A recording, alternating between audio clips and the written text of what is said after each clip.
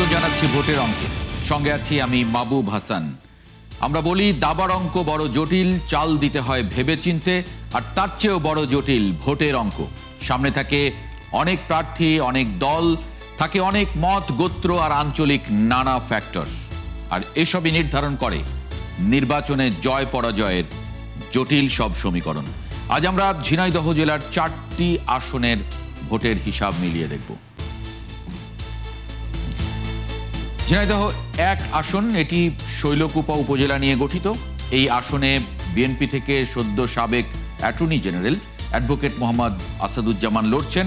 জামায়াতে ইসলামী থেকে লড়ছেন আবু সালে মোহাম্মদ মতিউর রহমান, জাতীয় পার্টি থেকে মনিকা আলম। এই আসনে 1991 সাল থেকে 2008 সাল পর্যন্ত নির্বাচনে বিএনপি 3 বার এবং আওয়ামী লীগ 2 বার জিতেছে। আমরা যদি একটু ভোটের হিসাব দেখি, ঝিনাইদহ 1-এ মোট ভোটার 3,25,278, নারী ভোটার 1,62,277 জন, পুরুষ ভোটার 1,63,001 জন।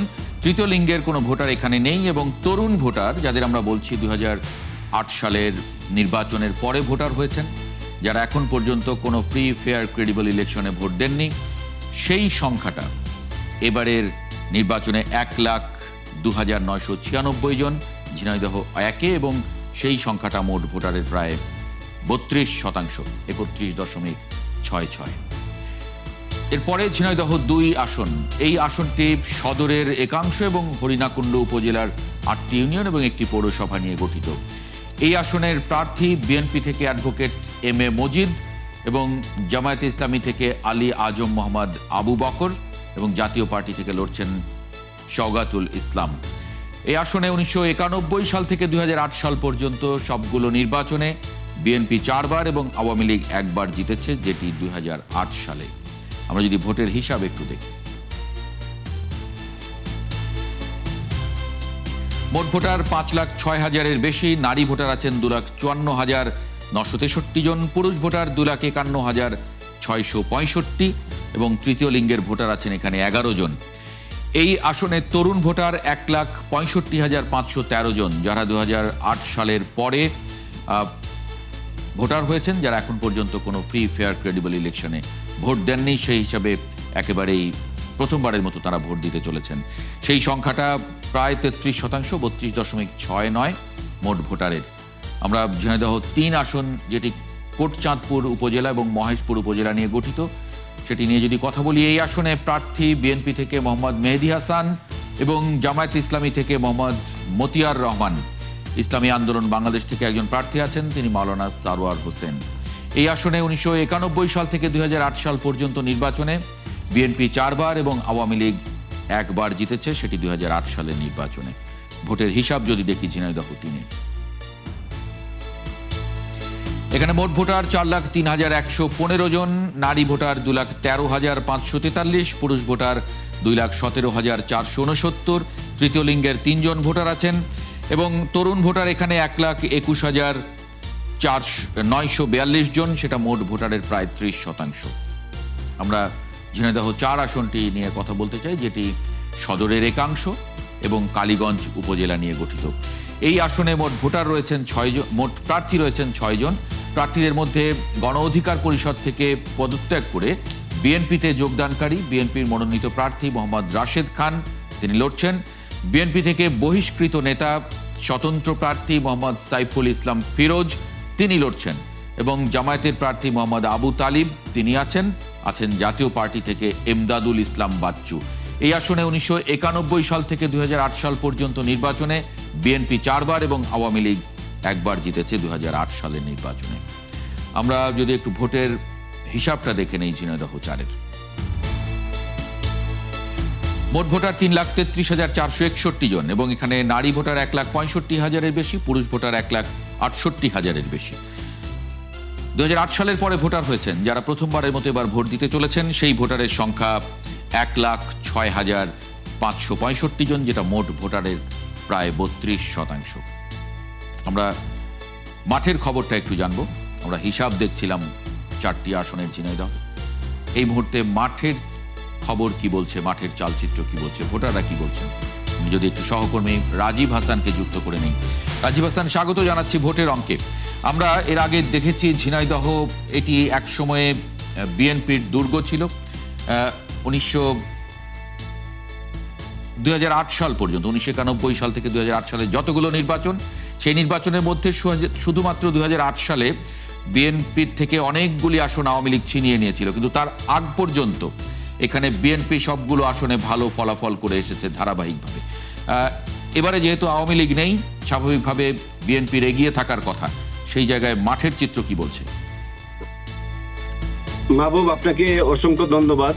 আপনি নিশ্চয়ই জানেন যে আসন্ন ত্রয়োদশ সংসদ নির্বাচনে ঝিনাইদহ 1, 2, 3, 4 অর্থাৎ 4টি আসনে 21 জন প্রার্থী, বিএনপি, জামাত ইসলাম, জাতীয় পার্টি সহ বিভিন্ন রাজনৈতিক দলের 21 জন প্রার্থী ভোট যুদ্ধে অংশ নিয়েছেন।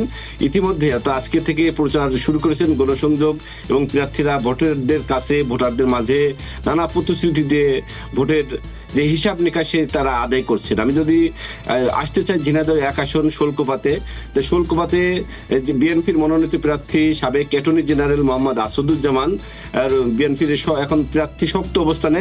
বিএনপি একসময় একাধিকবার এমপি সংসদ সদস্য নির্বাচিত হয়েছিলেন, এবারও তারা সেই আসনটি ছিনিয়ে নেওয়ার জন্য কিন্তু মরিয়া হয়েছেন। এখানে কিন্তু জামাতের প্রার্থী রয়েছেন আবু সালে। এবং ভোটারদের সাথে যে কথা বলেছি, কারণ আমরা তো নির্বাচন নিয়ে সবসময় খোঁজখবর রাখছি, সরেজমিনে মাঠে যাচ্ছি, শুল্কবার ভোটারদের সাথে কথা বলেছি। ভোটাররা যেটি জানিয়েছেন যে এর আগে যে উন্নয়ন হয়েছে তারা তাতে সন্তুষ্ট হননি। তারা চান যে আগামী যে 12 তারিখে যে সংসদ নির্বাচন হবে, সেই নির্বাচনে যারা এলাকার উন্নয়ন করবে, দুর্নীতি, অপরাধ এবং দেশের জন্য ভালো কাজ করবে এমন প্রার্থীকে তারা বেছে নেবেন। তবে বিএনপির এখানে শুরু থেকে কিন্তু আগে থেকে কিন্তু একটা শক্ত অবস্থান রয়েছে, সেই ক্ষেত্রে কিন্তু জামাতের অবস্থা কিছুটা দুর্বল রয়েছে। অর্থাৎ বিএনপি এবং জামাতের মধ্যে মূলত ভোট যুদ্ধের লড়াই হবে এবং অন্যান্য রাজনৈতিক দল, জাতীয় পার্টি সহ অন্যান্য রাজনৈতিক দলও কিন্তু মাঠে রয়েছে মাহবুব। কিন্তু ভোটাররা যেটি বারবার করে বলছেন যে আমরা চাই যে দেশের শুল্কবার মানুষ শান্তিতে চাক, গ্রাম্য সহিংসতা, শুল্কবার তো প্রায় রাজনৈতিক সহিংসতা, সামাজিক দল বেদল এবং দ্বন্দ্ব দীর্ঘদিন ধরে চলে আসছে, তারা এটা নিরসন চায়। তারা চায় যে আর শুল্কবাতে কোনো হত্যা বা সহিংসতা কোনো কিছু হবে না এবং একটা যোগ্য প্রার্থীকে চাই। তো ভোটারদের যে সাথে যে কথা বলেছি, তাদের যে ধারণা, সেক্ষেত্রে যে আগামী যে নির্বাচনে কিন্তু ঝিনাইদহ 1 আসনে অ্যাডভোকেট আসাদুজ্জামানের পাল্লাটাই বেশি ভারী। এবং আমি যদি ঝিনাইদহ 2, 3 এবং 1 এখানে মানে বিএনপির তো একক প্রার্থী, আমি যদি ভুল না করি, তার মানে এখানকার অবস্থান এক ধরনের সুসংহত আছে। কিন্তু 4-এ আমরা দেখছি যে সদ্য গণ অধিকার পরিষদ থেকে পদত্যাগ করে বিএনপিতে যোগ দিয়েছেন রাশেদ খান এবং তিনি এখানে লড়ছেন। অথচ এখানে যে সাইফুল ইসলাম ফিরোজ, যিনি বিএনপি প্রার্থী এবং তিনি এখানে, তার একটা অবস্থান নিশ্চয়ই আছে, দীর্ঘদিন বিএনপি করে এসেছেন এখানে। সেই জায়গায় এখানে লড়াইটা কাদের মধ্যে?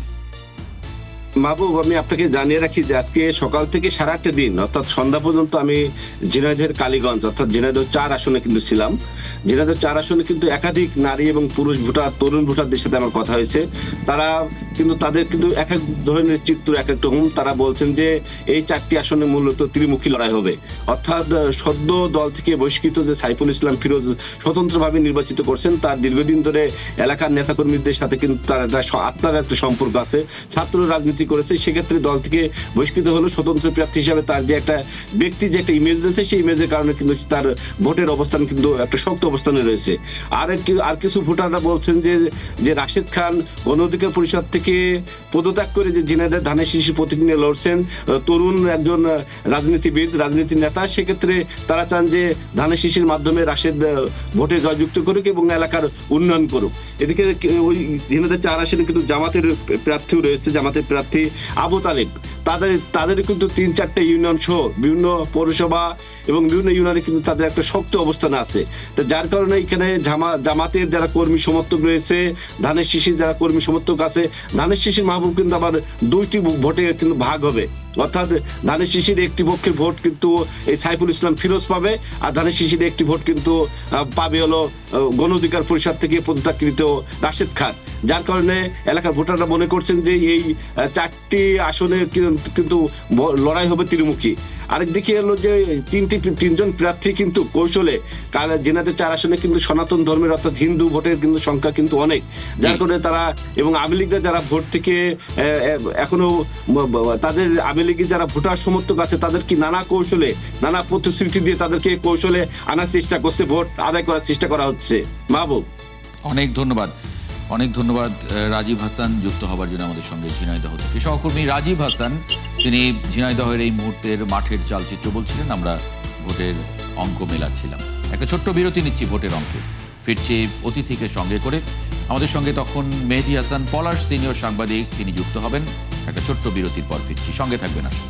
বিরতির পর আরেকবার স্বাগত জানাচ্ছি ভোটের অঙ্কে, সঙ্গে আছি আমি মাহবুব হাসান। বিরতির আগে যেমন বলছিলাম, আমাদের সঙ্গে সিনিয়র সাংবাদিক মেহেদী হাসান পলাশ যুক্ত হয়েছেন, তার মনোভাবটা জানবো ঝিনাইদহর এই 4টি আসন নিয়ে। মেহেদী হাসান পলাশ, ঝিনাইদহের 4টি আসনে আমরা একসময় দেখেছি যে বিএনপি খুব ভালো ফলাফল করেছে।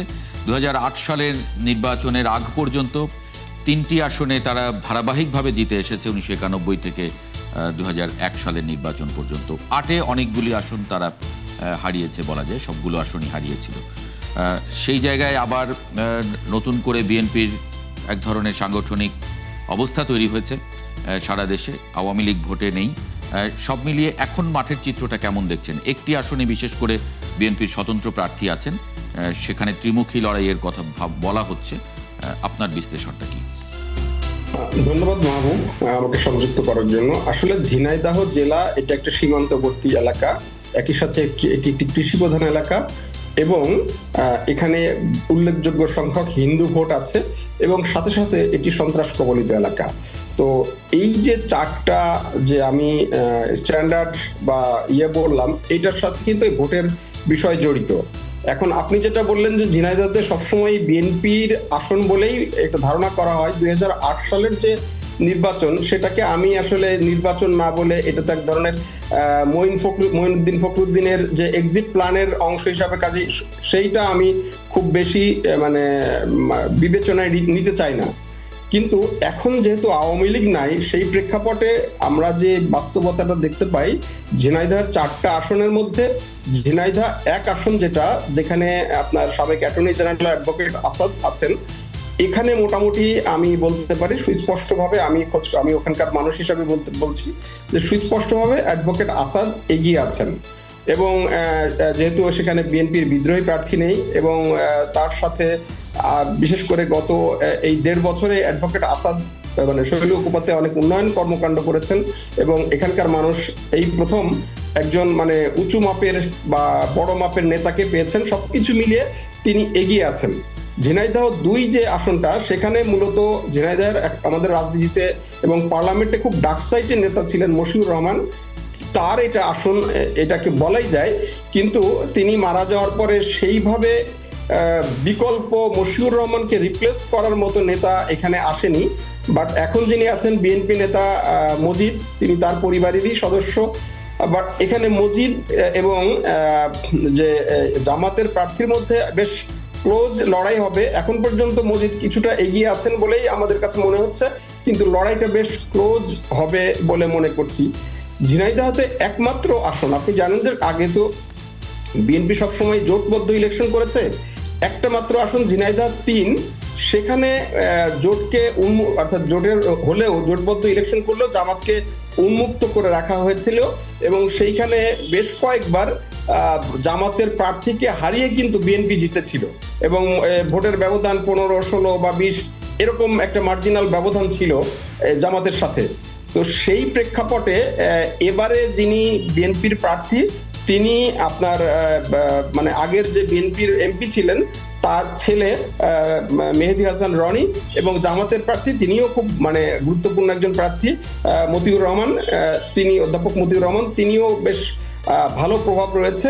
তবে যেহেতু আমরা ধরে নিচ্ছি যে আগের আসনগুলোতে আগে তিনি কয়েকবার নির্বাচন করেছেন এবং এই রনির বাবার কাছে তিনি বেশ 15, 16 বা 20 এরকম হাজার মার্জিনাল ভোটে তিনি হেরেছেন, সেজন্য এখন পর্যন্ত সেখানে আমরা বলতে পারি যে কিছুটা বিএনপি এগিয়ে আছে। বাট ঝিনাইদহ 4 এই আসনটাও বিএনপির, কিন্তু এখানে একটা বড় ঘটনা ঘটেছে, সেটা হলো যে এখানে জানেন যে রাশেদ, যিনি গণ অধিকার পরিষদের সাধারণ সম্পাদক ছিলেন, তিনি বিএনপি থেকে তিনি গণ অধিকার পরিষদ থেকে পদত্যাগ করে বিএনপিতে যোগ দিয়েছেন, যোগ দিয়ে এখানে নমিনেশন নিয়েছেন। রাশেদ নিজে সবসময় মানে ঝিনাইদহ 2 আসনে নির্বাচন করবেন বলে প্রস্তুতি নিয়েছিলেন এবং সেভাবেই নেটওয়ার্ক তৈরি করেছিলেন, কিন্তু যোগ দেওয়ার পরে দলীয় সমীকরণে তাকে ওখানে পাঠানো হয়েছে একেবারেই নতুন, অর্থাৎ নমিনেশন পাওয়ার পরে তিনি সেখানে গিয়েছেন, যার ফলে লোকাল বিএনপির নেতাদের সাথে তার যোগাযোগটা একটু কম। কিন্তু সে তুলনায় যে সাইফুল ইসলাম ফিরোজ, যিনি বিএনপির ছাত্রদল থেকে উঠে আসা এবং বিএনপির নেতা ছিলেন, এখন স্বতন্ত্র প্রার্থী হিসেবে নির্বাচন করছেন, তিনি দীর্ঘদিন এলাকায় ছিলেন, এলাকার মানুষের সাথে তার সুসম্পর্ক রয়ে গেছে। সেই কারণে আমি আজকেও তার যে জনসভার কিছু ছবি দেখলাম, সেখানে কিন্তু উল্লেখযোগ্য সংখ্যক নেতাকর্মীকে দেখেছি এবং তারা সবাই বিএনপির। এখানে একটা বড় বিষয় যে জনাব বিএনপির চেয়ারম্যান জনাব তারেক রহমানের ঝিনাইদহে একটা কর্মসূচি হওয়ার কথা আছে, যদি সেটা হয় এবং তিনি যদি বিএনপির সব নেতাদেরকে এখানে মানে আনতে পারেন, রাশেদের কাছে আনতে পারেন, তাহলে হয়তো এখানে রাশেদের একটা আমি পজিটিভ সম্ভাবনা দেখি। আর তা না হলে মানে 3 জনেরই একটা ক্লোজ কন্টেস্ট হবে, অর্থাৎ জামাত এবং রাশেদ এবং মানে এটা কি বলবো সাইফুল ইসলাম ফিরোজ, 3 জনের একটা ক্লোজ কন্টেস্ট হতে পারে এবং সেই জায়গাতে জামাতের একটা সুযোগ কিন্তু এখানে তৈরি হয়ে যেতে পারে। বাট দিন শেষে এখানে হিন্দু ভোটার এবং আওয়ামী লীগের ভোটার, এই দুইটা ভোটার কোন দিকে যাচ্ছে, এখন পর্যন্ত আমরা আওয়ামী লীগকে কিন্তু বিএনপির সাথে এবং জামাতের সাথে দুই দিকেই দেখতে পাচ্ছি। হয়তো নেতারা একটু বেশি একদিকে, কর্মীরা আরেক দিকে, এরকম কিছু ব্যাপার আছে।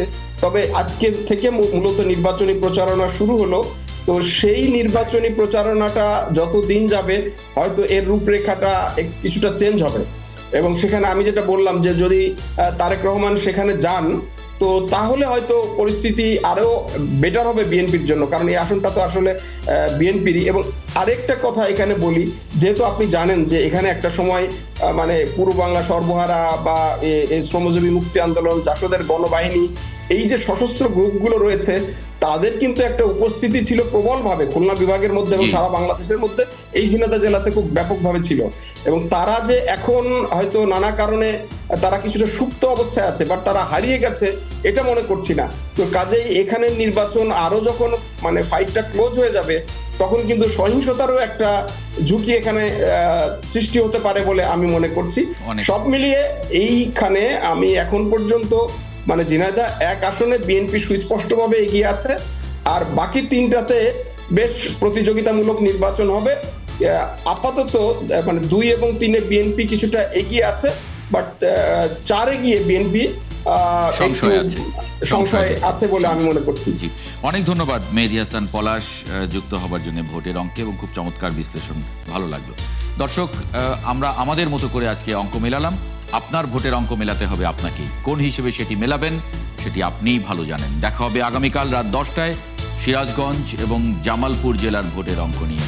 সংবাদ এবং অনুষ্ঠান দেখতে চোখ রাখুন ৭১-এর ফেসবুক পেজে এবং সাবস্ক্রাইব করুন ৭১-এর ইউটিউব চ্যানেল। ৭১-এর সঙ্গে থাকুন।